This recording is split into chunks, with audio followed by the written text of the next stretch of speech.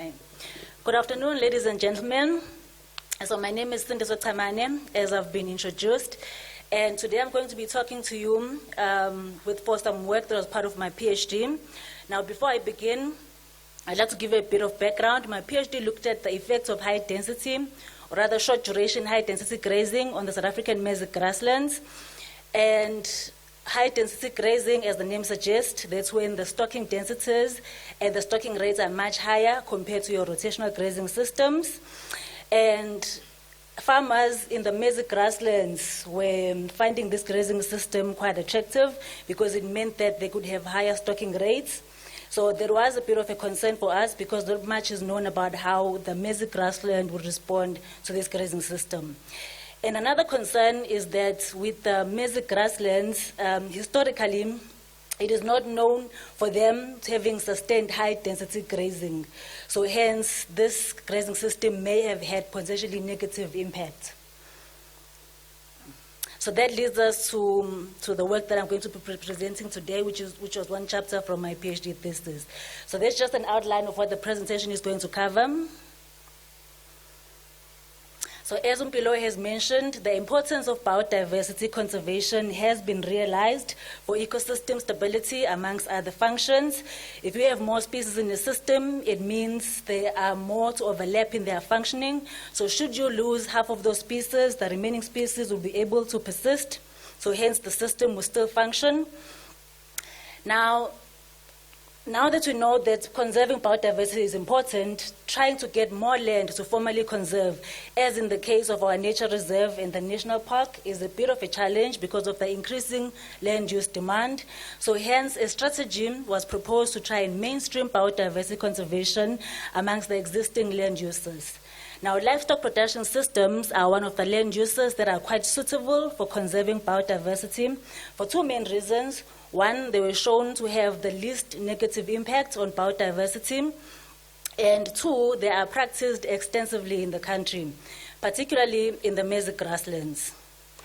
Okay. Now, the challenge with this is that not much is known about how other species respond to the various grazing management systems, apart from the grasses, of course. And in the natural grasslands, it is the forbs that contribute more to plant diversity, your forbs being your herbaceous dicots as well as your non-graminoid monocots. Okay. So our previous research on rangeland science mainly focused on the grasses because they contribute more to forage for livestock, and not much is known about how the forbs actually respond. So we know we've got a relatively good understanding in terms of how the grasses respond to defoliation and competition, but not so much on the forbs. And we've chosen high density grazing because it is an extreme grazing system. So that brings us to the aims of the study, which was to determine the response of 3 forb species: Afroester hispidum, Gebra ambigua, Hypoxis hemerocalidum, to defoliation and interspecific competition from a neighboring dominant grass species. Now, defoliation here was an intense clipping, which was a surrogate for high-density grazing. So those were the selected species, and the selection of these 4 species was based on their response to defoliation, the availability at the study site, as well as the variation in their growth form. As you would see, Afroester hispidum has got an erect growth form. It grows upright, similar to the grasses. Gebra ambigua has got a more rosette growth form, or prostrate. And some studies have shown that Afroester and Gebra would decrease under high grazing pressure. Hypoxis has got a large underground storage organs, and because of that, we suspected that it would be able to withstand defoliation. Okay, so these were our predictions. So Afroester hispida would be more sensitive to competition than Gebra ambigua and Hypoxis, and that is mainly because it has a similar growth form to the grasses, whereas the other species not so much. Gebra ambigua should tolerate defoliation better than Ester, again because of its rosette growth form, and Hypoxis was expected to tolerate defoliation as well because of its large underground storage organ. So just to briefly present the methods, the study was conducted in a grassland at the university campus in Pietermaritzburg. And the main thing to note there is that the grassland had not been grazed in 63 years, and it is managed by fire every 2 years. So it is at the media-dominated grassland. Our experimental design consisted of a 3x2x3 vectorial design. 3 species were assessed, and the levels of defoliation were unclipped as well as clipping. Now the 75% simulates the high-density grazing. The competition was on 3 levels, where the plant was growing alone. So where there were some other plants on the area, they were clipped down to about 95%. And we have reduced competition at 75%, again to simulate high-density grazing. And then we have full competition where the Themida was untouched. So there were 10 replicates per treatment.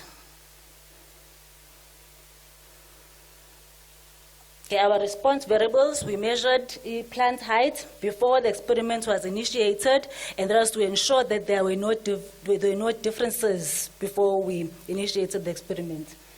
And then again after the first clipping, and again after the second clipping.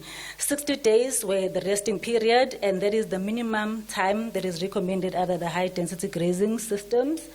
And at the end of the experiment, we clipped everything, and we bagged it separately to measure the above-ground plant dry mass of the target Forbs species, of course. For the analysis, we used a 2-way ANOVA. We did not analyze the species together because of their variation in their growth form, so they were each analyzed individually. Okay, now the exciting part, which are our results. Afro-ester was the only species out of the 3 that actually showed the competition and defoliation interaction effect. So what we saw was that Afro-ester benefited from the reduced and no competition. I will explain that shortly in the next slide. Defoliation reduced above ground dry mass, height after the first as well as the second clipping. Now, for management, this means that Afro-ester is quite sensitive to high-density defoliation. So irrespective of whether you defoliated once or repeatedly. It was unaffected by competition. For Gebra ambigua, there was no defoliation and competition interaction effect. And it is important to note that for defoliation, it reduced above ground dry mass as well as height after the second clipping. Now again, for management, it means that if you have a single high density grazing in the growing season, Gebra ambigua should be fine. But once you apply it repeatedly, then it has been negatively affected. And again, it was not affected by the competition as a main effect. Hypoxis. Again, there was no defoliation and competition interaction, and similar to Gebra, we saw that defoliation reduced above ground dry mass as well as height after the second clipping. And what was interesting about Gebra was that it was sensitive to competition, irrespective of whether you've defoliated it or not. So just to look at what we've explained in the graphs. So that's ester. In this graph, we've got competition at the bottom, and then the bars represents unclipped as well as clipped. Then we've got the mean above ground dry mass over them. So you would see that for Afro-ester, when undefoliated, these are the gray bars, it had a high competitive response, but once it was defoliated, so that was reduced.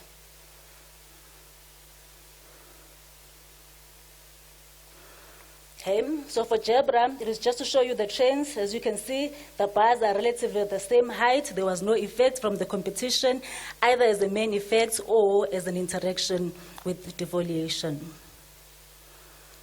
Hypoxis. So again, the trend that I'd like to point out is that you would see that it was highest where there was no competition, and then it declined as the competition increased. So hence, it was sensitive to a competition, irrespective of being defoliated. Okay. In these tables, I want to highlight 2 main things. Regrowth after the first clipping significantly affected Afro-ester, but not the other 2 species. After the regrowth after the second clipping, it affected all the species. Okay, so the discussion. So defoliation reduced above ground dry mass of all species, indicating that the rates of regrowth were too slow to compensate for the loss within a season of grazing. And secondly, the ability of plants to recover from defoliation can be affected by competition. This was only observed for Afro-Ester, and this may be because Afro-Ester, since it has a similar growth form to Themida, they may have competed for light. But if you look at Jebra, it was not affected by competition, and it has a rosette growth form, so hence it would not have competed with the Themida for light. And then, interestingly, the hypoxis was sensitive to competition, irrespective of defoliation effect. So what this means is that the effect of high-density grazing on these forbs may be more detrimental when applied twice or more in the growing season, so as we saw in the case of Jebra and hypoxis. So in conclusion, so findings of the study have shown that the species had an individual response, such that there was no general pattern that had actually emerged. So that left us with more questions.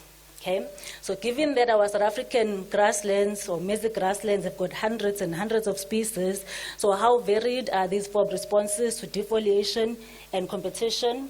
Or are there a few basic patterns of response based on their growth form and palatability?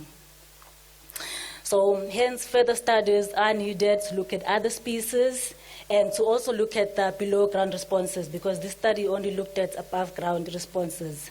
So in addition to that, there are other factors that may have affected our results that further studies can look at, things like the physiological age of the plants, as well as the timing of the defoliation. So these are the references. So I'd like to acknowledge the following, and thank you for listening.